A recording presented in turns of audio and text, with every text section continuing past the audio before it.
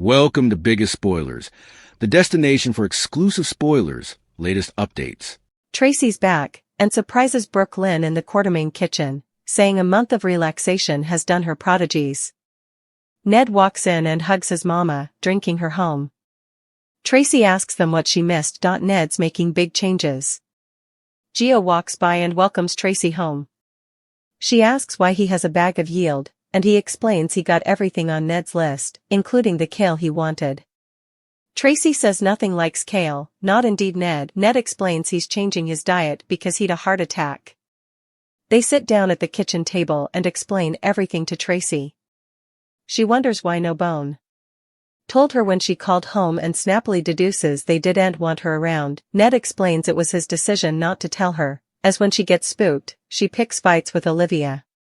Latterly, Ned eats some healthy food while everyone watches, and he tells them they're making him nervous. Brooke Lynn also says it's time for his nap, and Tracy makes sure her son follows orders and rushes him upstairs. Emma asks Felicia for advice. At the sanitarium, Britt stops Emma to ask her about Rocco and how he's holding up. Emma tells Britt that if she wants to help Rocco, she should leave him alone.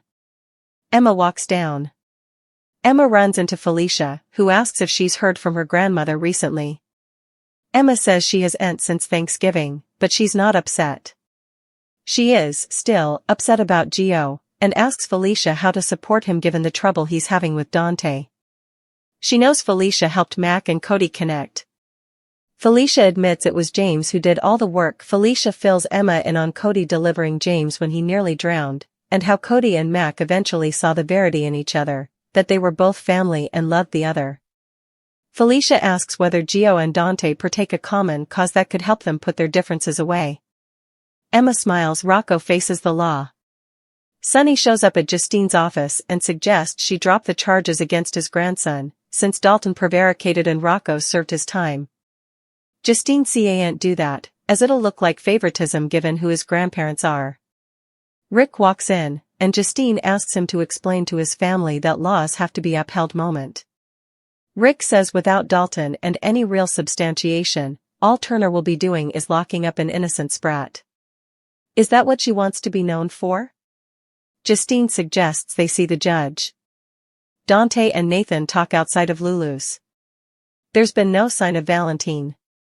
Charlotte walks out and says they're wasting their time as her pater isn't coming to get her. She snappily hides the crucial chain, a signal from him, in her fund. Inside, Rocco is dressed in a suit for his sentencing, and Lulu tells him that his pater is then to take him to court.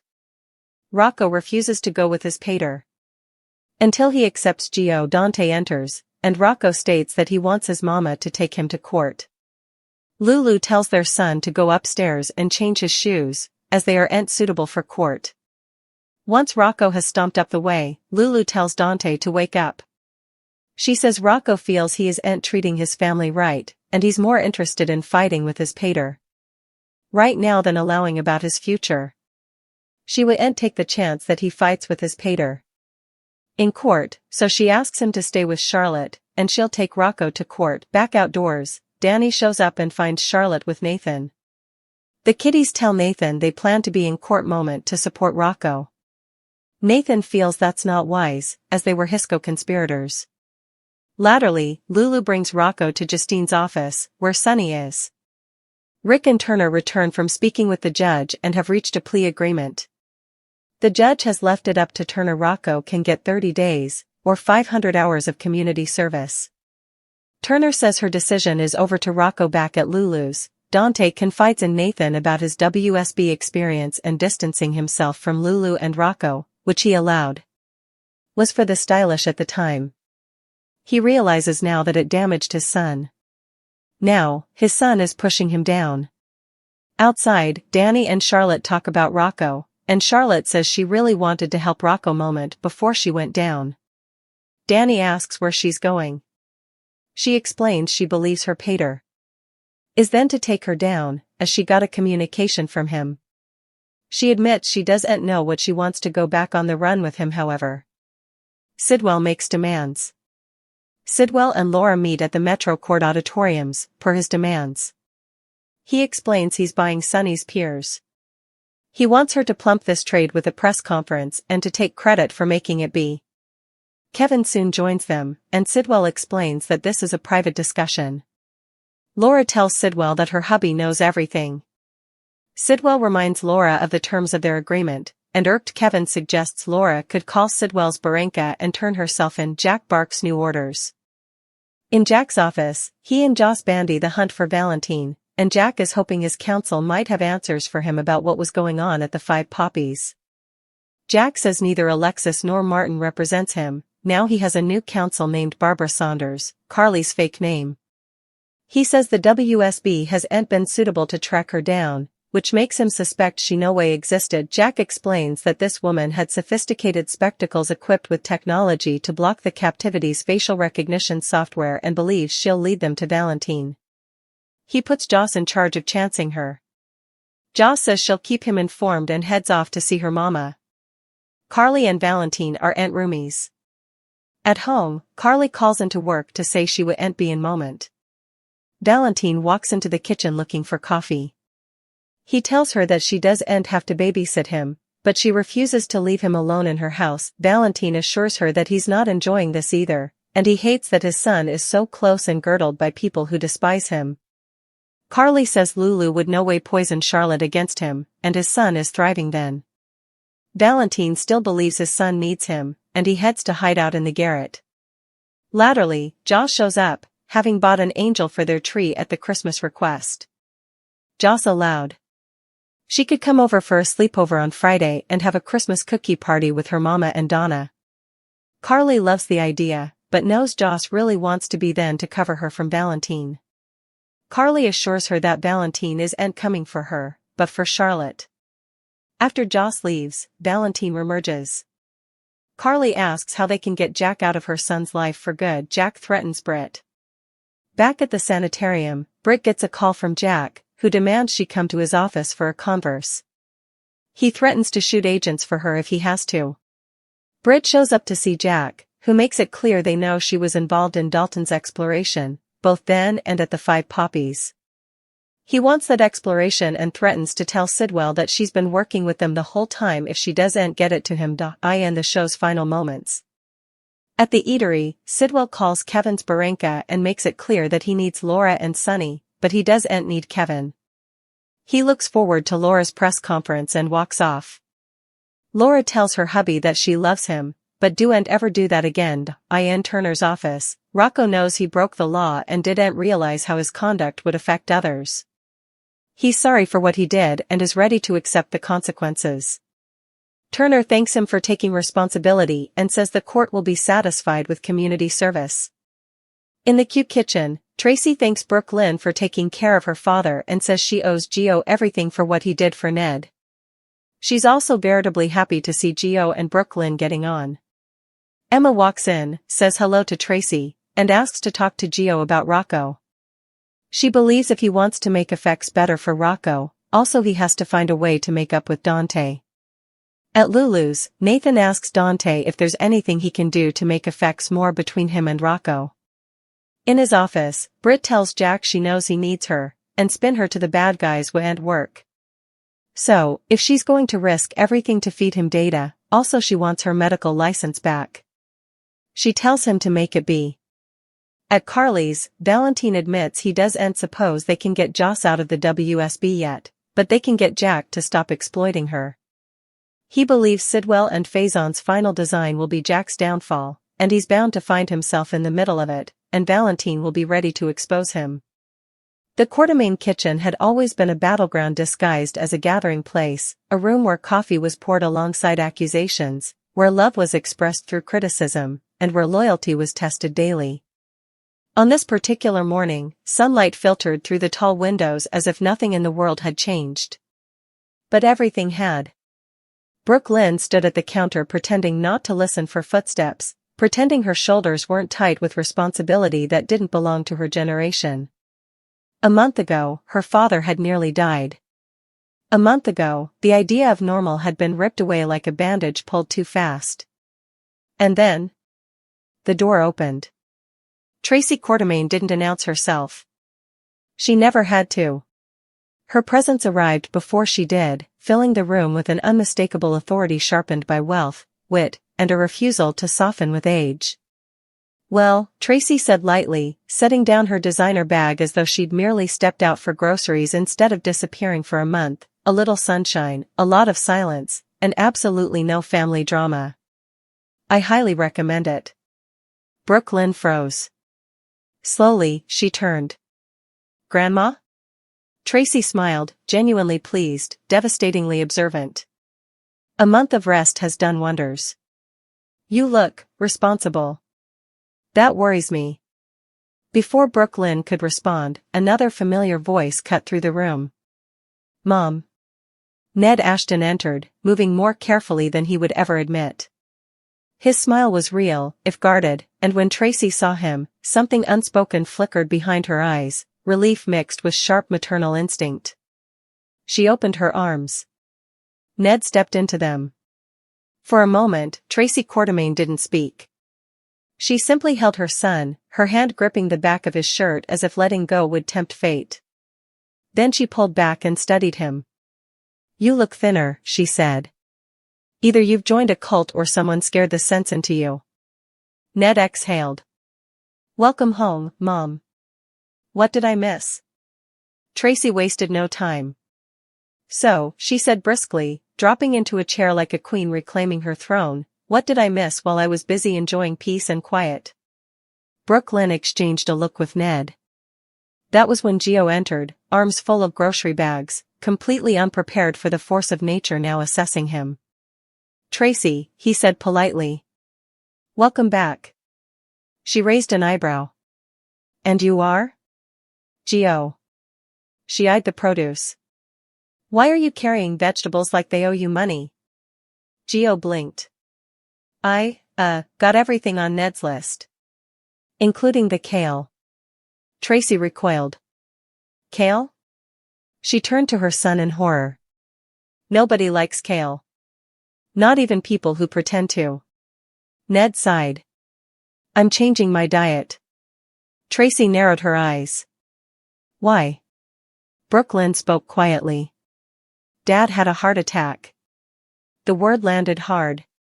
For the first time since she walked in, Tracy was silent. The truth Tracy wasn't told. They sat together at the table, an uneasy truce formed by honesty.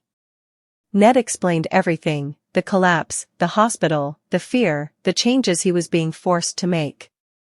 Tracy listened. And then she did what Tracy Quartermain always did. She put the pieces together faster than anyone wanted. "I called," she said slowly. "More than once." Ned met her gaze. "I know. And no one thought to mention my son almost dying?" Brooklyn braced herself. Tracy let out a sharp breath. "You didn't tell me because you didn't want me here." Ned didn't argue.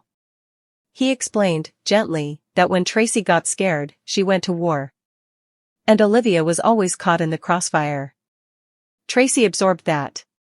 Then she nodded once. "Fair." It was the closest thing to an apology she'd ever offer. Encouragement. Quartermain style. Later, Ned attempted to eat his carefully prepared meal while his entire family watched him like a live experiment. "Stop staring," he snapped. "You're making me nervous." Brooklyn smiled sweetly. "It's time for your nap." Tracy stood immediately. "You heard her." Ned groaned. "Tra." "No arguments," Tracy said, already shepherding him toward the stairs. "You nearly died. You don't get opinions." And just like that, Tracy Quartermain was back, commanding, caring, and ready to protect her family with ruthless efficiency. As she hurried Ned upstairs, Brooklyn watched, realizing something had shifted. This wasn't just a return. It was a reckoning. The hospital corridors of Port Charles had always carried a strange duality, hope and heartbreak moving side by side, sometimes within the same breath. For Emma, that contradiction felt heavier than usual as she walked through the familiar halls, her thoughts tangled with concern she didn't quite know how to voice. She barely noticed Britt approaching until the doctor spoke her name. "Emma." Emma stopped, her posture instantly guarded. Britt's expression wasn't clinical this time, it was cautious, probing. I wanted to ask you something, Britt said. About Rocco. How is he, holding up? Emma studied her for a moment, weighing honesty against impulse. She didn't soften her tone. If you really want to help Rocco, Emma said carefully, then you should stay away from him. Britt blinked, clearly unprepared for that answer. Emma didn't elaborate. She didn't need to. She turned and walked off, leaving Britt standing in the hallway with more questions than she'd started with. Because sometimes the truth wasn't about fixing things. Sometimes it was about knowing when your presence did more harm than good. A familiar voice, a safer space. Emma hadn't gone far before she nearly collided with Felicia Scorpio. Felicia smiled warmly. Emma. There you are. Have you heard from your grandmother lately? Emma shook her head. Not since Thanksgiving. But I'm not worried. She does that sometimes. Felicia nodded, understanding unspoken family patterns better than most. But I am worried about someone else, Emma added. Felicia tilted her head. Who? Gio. The name carried weight, new but significant. Emma hesitated before continuing. He's having trouble with Dante. I don't know how to support him without making things worse. Felicia's expression softened. She recognized the question for what it really was. How do I help someone I care about when I don't know the rules yet? You know, Felicia said thoughtfully, when Mac and Cody were struggling. I didn't actually fix that. Emma frowned. You didn't? Felicia smiled. James did. That caught Emma's attention. Felicia explained, about James falling into danger, about Cody's instinctive heroism, about the moment both men finally saw each other not as adversaries or disappointments, but as family. They didn't come together because someone lectured them, Felicia said. They came together because they shared something that mattered more than their resentment. Emma's eyes lit with understanding. A common cause, she said. Felicia nodded. Exactly. Emma smiled. A son standing before the law. Elsewhere in Port Charles, the stakes were far less philosophical. Sonny Corinthos entered ADA Justine Turner's office with a confidence built on decades of power, persuasion, and precedent. Drop the charges, he said plainly. Dalton lied. My grandson's already paid enough. Turner didn't flinch. I can't do that. Sonny's jaw tightened. He's a kid. And he's a kid with very famous grandparents, Turner replied. If I make this go away, it looks like favoritism. The door opened. Rick Lansing walked in. Turner turned to him immediately. Explain to your brother why the law still matters. Rick didn't hesitate. Without Dalton, there's no case. No evidence. All you'll be doing is punishing an innocent kid to make a point. Turner folded her arms. Then let's see what the judge says. Outside Lulu's, what isn't said? Outside Lulu's place, tension lingered like a storm cloud refusing to move on. Dante stood with Nathan, scanning the street. No sign of Valentine, Nathan observed. Charlotte emerged from the doorway, her expression sharp, defensive. You're wasting your time, she snapped. He's not coming. Her hand slipped instinctively into her pocket, fingers brushing the keychain she kept hidden, the silent signal from her father. Inside, Rocco was dressed for sentencing. Lulu adjusted his jacket with careful hands, masking her fear with efficiency. Your dad's here, she said gently. He'll take you to court. Rocco stiffened. I'm not going with him. Lulu frowned. Rocco. Not unless he accepts Gio. The words cut deeper than Rocco intended. Dante entered just in time to hear them. I want Mom to take me, Rocco continued. Lulu glanced at her son's shoes. Go change those. Court's not the place for sneakers. Rocco stomped upstairs. The moment he was gone, Lulu turned on Dante. Wake up, she hissed. Rocco thinks you care more about fighting with your father than fighting for him. Dante recoiled. I'm not risking him blowing up in court, Lulu continued. You stay with Charlotte. I'll take Rocco. Outside again, Danny arrived and joined Charlotte and Nathan. The kids insisted on attending court to support Rocco. Nathan shook his head.